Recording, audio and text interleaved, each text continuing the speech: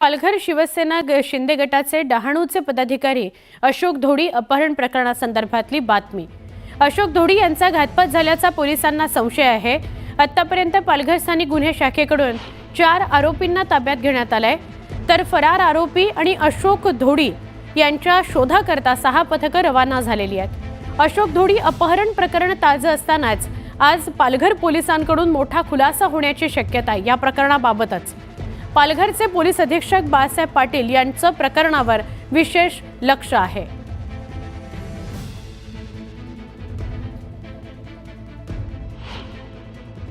अशोक धोडी प्रकरणामध्ये 4 संशयितांना ताब्यात घेण्यात आलेला आहे। त्यांनी जी माहिती उघडकीस आणलेली आहे त्याच्या आधारावर आणि तांत्रिक पुराव्याच्या आधारावर पुढील तपास सध्या सुरू आहे। आमचे स्थानिक गुन्हे शाखा आणि स्थानिक पोलिसांचे 8 पथकं सध्या कार्यरत आहेत आणि साधारणतः संध्याकाळपर्यंत या संपूर्ण प्रकरणाचा छडा लागेल। पालघरमधील शिवसेना शिंदे गटाचे पदाधिकारी अशोक धोडी गेल्या 10 दिवसांपासून ते बेपत्ता आहेत। पोलीस सध्या वेगवेगळ्या माध्यमातून त्यांचा तपास करतायत, तर संशयित आरोपींचा देखील शोध घेतला जातोय। अशोक धोडींचे भाऊ अविनाश धोडी मुख्य सूत्रधार असल्याचा दावा अशोक धोडींच्या कुटुंबियांनी केलाय। अविनाश धोडी हे सराईत गुन्हेगार आहेत, त्यांच्यावर 15 गुन्हे दाखल आहेत अशी माहिती आहे। अशोक धोडींना भाऊ अविनाश धोडींपासून जीवाला धोका होता अशी भीती व्यक्त केली जात होती, तर अविनाश धोडींना लवकरात लवकर अटक करून वडिलांना सुखरूप घरी सोडावं अशी मागणी अशोक धोडींचे कुटुंबीय करतायत। संध्याकाळपर्यंत संपूर्ण प्रकरणाचा छडा लागेल असं आश्वासन पालघर पोलीस अधीक्षकांकडून करण्यात आलेलं आहे। शिवसेना शिंदे गटाचे पालघरमधील पदाधिकारी अशोक धोडी मागील 10 दिवसांपासून बेपत्ता आहेत। पोलीस सध्या त्यांचा शोध घेत आहेत।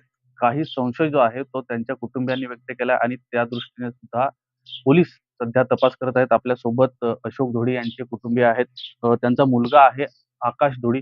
आपण त्यांच्याशीच बोलूया। मला सांगा, शेवटचं अशोक धोडी यांच्याशी तुमचं कधी बोलणं झालं होतं आणि काय बोलणं झालं? शेवटचा कॉल म्हणजे आईसोबत एवढंच बोलणं झालेलं आहे, की जेवण करून ठेव, मी घरी येते करून. 6:30 वाजता आईकडे कॉल आलेला. डहाणूवरून घोलवडवरून बोर्डी मार्गाने वडील येत होते तेव्हा कॉल आलेला आईला. किती दिवसांपूर्वी? 20 तारखेला. मग त्याच्यानंतर काय तुमच्याशी चर्चा झाली का? त्यांची बोलणं झालं? त्यांच्यानंतर मोबाईल वडिलांचा स्विच ऑफच दाखवायचा. काही बोलणं वगैरे काहीच नाही झालं. काय संशय आहे तुम्हाला? काय झालं असावं? कोणी केलं असावं? काय संशय व्यक्त केलाय तुम्ही पोलीस तक्रारीत?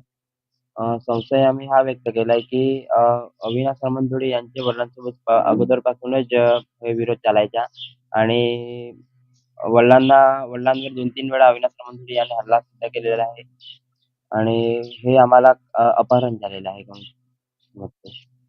किती जणांची नावं तुम्ही पोलिसांना दिलेली आहेत आणि पोलिसांचा तपास सध्या कसा सुरू आहे? मी अविनाश सामंतधोडी यांच्यासोबत फिरणारे अविनाश सामंतधोडी यांचं नाव दिलेलं आहे.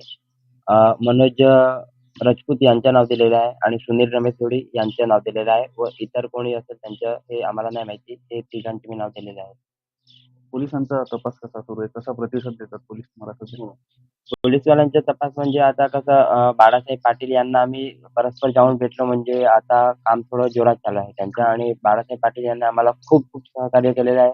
आम्ही एवढीच अपेक्षा ठेवतो साहेबांकडे, की जो आरोपी आहे, जे आरोपी आहेत 3-4